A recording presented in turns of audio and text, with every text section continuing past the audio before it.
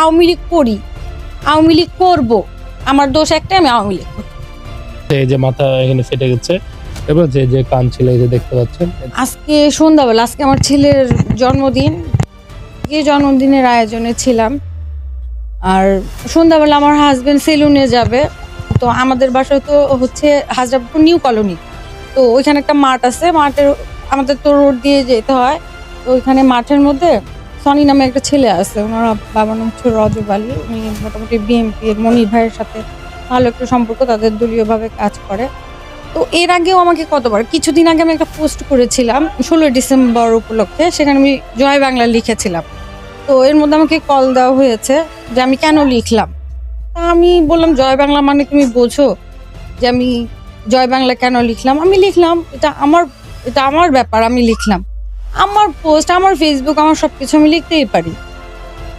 তখন বলছে না, এগুলো লেখা যাবে না, তা না হলে আপনার খুব খারাপ হবে। তখন আমি বললাম যে খারাপ হবে মানে, ঠিক আছে তোমার যা মন চায়, আমি তো কারোর সাথে অন্যায় করি নাই কখনো, দল ক্ষমতা থাকলেও তো আমি কখনো দলের অপব্যবহার করি নাই। তো তোমার যদি মনে হয় যে তুমি কিছু করবা, তো আর কি করার আছে, আমার তো আর কিছু করার নাই। তারপরে আজকে হঠাৎ করে আমার হাজবেন্ডকে ডাক দিছে, এই এদিকে আসেন। তো আমার হাজবেন্ড বলছে, কি ব্যাপার, তুমি আমার ছোট ভাইয়ের মতো, তুমি এইভাবে ব্যবহার করছো কেন? বলে কি, বইয়ের কামাই খাস, তোর বউ আওয়ামী লীগ করে, তুই তোর বউরে ছেড়ে দিবি কেন? আমার বউ আওয়ামী লীগ করে এর জন্য আমার বউকে, হ্যাঁ তুই তোর বউর সাপোর্ট নিচ্ছিস। আমার হাজবেন্ড কোনো দল করে না, সে সাধারণ সিম্পল একটা মানুষ। তো বলতেছে যে না, তো এই নিয়ে তাদের মধ্যে কথা কাটাকাটি হয়েছে।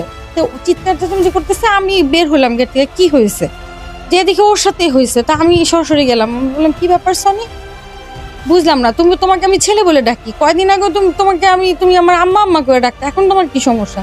কোনো আওয়ামী লীগ চলবে না, দল ক্ষমতায়, এখন কোনো আওয়ামী লীগ নাই, পালাইছে সব, আর এখন কোনো আওয়ামী লীগের গান চলবে না, এখন আর ওই আওয়ামী লীগ করি, আওয়ামী লীগ করবো,